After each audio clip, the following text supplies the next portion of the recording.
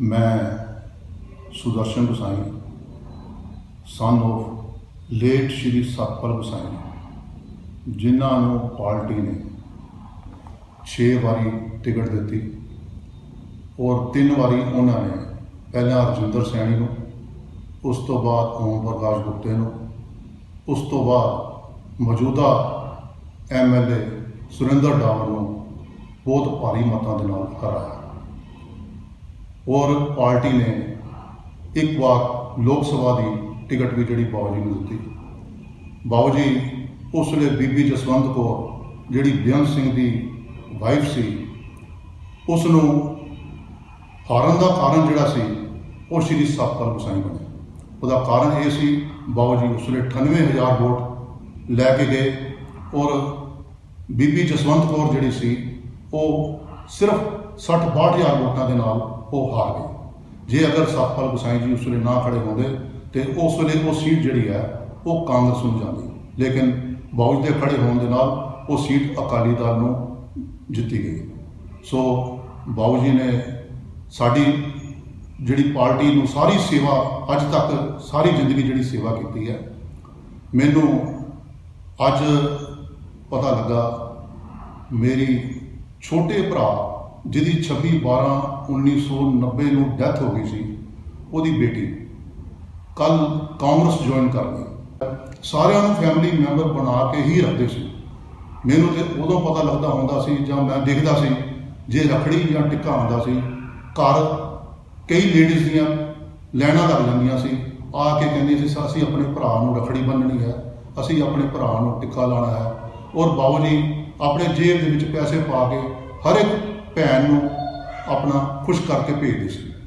सो मेरे माता जी जिहड़े कि अज तक घर विच बैठे हुए ने, मेरा ख्याल है पार्टी का कोई भी प्रोग्राम होंदा सी, चाहे हिंदू विश्व परिषद का काम होंदा सी, चाहे जनसंघ का काम होंदा सी, चाहे जनता पार्टी का काम होंदा सी, चाहे भारतीय जनता पार्टी का काम होंदा सी, और चाहे उन्होंने किते हरियाणे में जाना पैंदा सी जां हिमाचल जाना पैंदा सी, दिल्ली जाना पैंदा सी, बंबे जाना पैंदा सी, और लेडीज़ का जत्था लैके हर वेले पार्टी के प्रोग्रामों के सरगर्म रहते रहे। जिस परिवार ने अज तक सारी जिंदगी पार्टी वास्ते काम किया हो, सारे परिवार ने सारी जिंदगी मेरा ख्याल है असी किसी होर पार्टी वास्ते कभी अज तक कोई झंडा भी नहीं चुकया। और साढ़े घर के उत्ते पिछले 60 साल तो कोठे के उत्ते इक्को ही झंडा लहराता, वो है BJP का।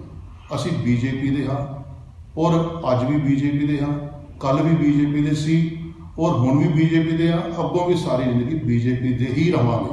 असी सिपाही हाँ। मैं दसना चाहना बाबू जी का इन्ना प्यार सीगा बई जिद्दां कोई भी अपने आप को कहता सी सारिਆਂ ਨੂੰ फैमिली मैंबर बना के ही रखते सी। मैनू तो उदों पता लगता होंदा सी जां मैं देखदा सी जे रखड़ी जां टिक्का आंदा सी घर कई लेडीज़ दियां लाइनां लग जांदियां सी, आके कहंदी सी असीं अपने भरा नूं रखड़ी बन्नणी है, असीं अपने भरा नूं टिक्का लाना है। और बाबू जी अपने जेब दे विच पैसे पा के हर एक भैन नूं अपना खुश करके भेजते सी।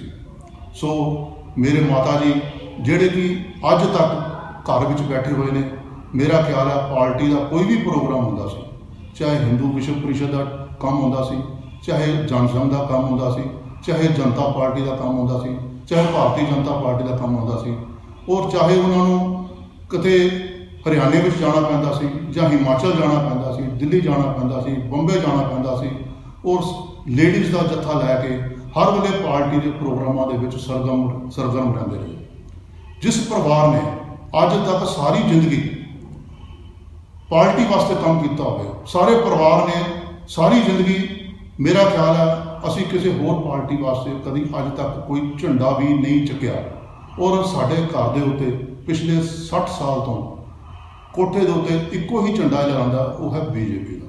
असी BJP के हाँ और अज भी BJP के हाँ, कल भी BJP के सी और हुण भी BJP के हाँ, अगों भी सारी जिंदगी BJP के ही रहांगे। असी सिपाही हाँ। मैं दसना चाहना बाबू जी का इन्ना प्यार सीगा बई जिद्दां कोई भी अपने आप को कहता सी वास्ते कभी अज तक कोई झंडा भी नहीं चुकया। और साढ़े घर के उत्ते पिछले 60 साल तो कोठे के उत्ते इक्को ही झंडा लहराता, वो है BJP का। ਅਸੀਂ ਬੀਜੇਪੀ ਦੇ ਹਾਂ ਔਰ ਅੱਜ ਵੀ ਬੀਜੇਪੀ ਦੇ ਹਾਂ, ਕੱਲ ਵੀ ਬੀਜੇਪੀ ਦੇ ਸੀ ਔਰ ਹੁਣ ਵੀ ਬੀਜੇਪੀ ਦੇ ਹਾਂ, ਅੱਗੋਂ ਵੀ ਸਾਰੀ ਜ਼ਿੰਦਗੀ ਬੀਜੇਪੀ ਦੇ ਹੀ ਰਵਾਂਗੇ। ਅਸੀਂ ਸਿਪਾਹੀ ਹਾਂ। ਮੈਂ ਦੱਸਣਾ ਚਾਹੁੰਦਾ ਬਾਊ ਜੀ ਦਾ ਇੰਨਾ ਪਿਆਰ ਸੀਗਾ ਬਈ ਜਿੱਦਾਂ ਕੋਈ ਵੀ ਆਪਣੇ ਆਪ ਨੂੰ ਕਹਿੰਦਾ ਸੀ ਮੈਂ ਧੀ ਪੁੱਤਰ ਹਾਂ। ਉਹਦੀ ਮਿਸਾਲ ਗੁਰਦੇਵ ਸ਼ਰਮਾ ਦੇਵੀ ਦੇ ਉੱਤੇ ਹੈ।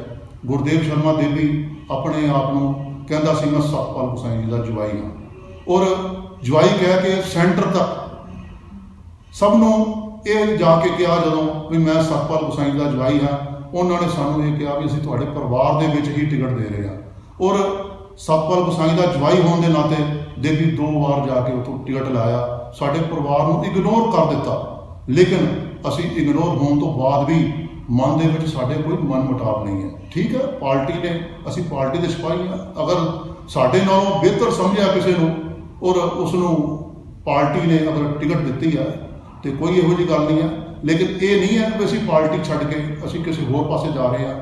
ਮੇਰੀ ਭੈਣ ਹੈ ਰਜੇਸ਼ਵਰੀ ਗੁਸਾਈ, ਇਸ ਵੇਲੇ ਇੱਕ ਭੈਣ ਦੀ ਡੈਥ ਹੋ ਗਈ ਹੈ। ਰਜੇਸ਼ਵਰੀ ਗੁਸਾਈ ਮੇਰੀ ਭੈਣ ਹੈ।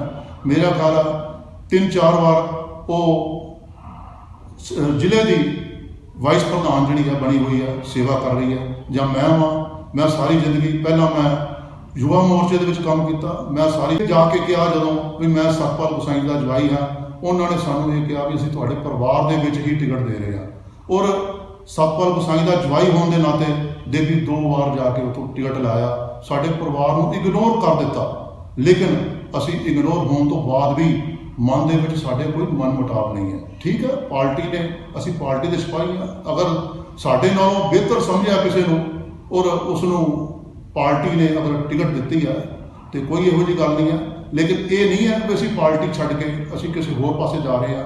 ਮੇਰੀ ਭੈਣ ਹੈ ਰਜੇਸ਼ਵਰੀ ਗੁਸਾਈ, ਇਸ ਵੇਲੇ ਇੱਕ ਭੈਣ ਦੀ ਡੈਥ ਹੋ ਗਈ ਹੈ। ਰਜੇਸ਼ਵਰੀ ਗੁਸਾਈ ਮੇਰੀ ਭੈਣ ਹੈ।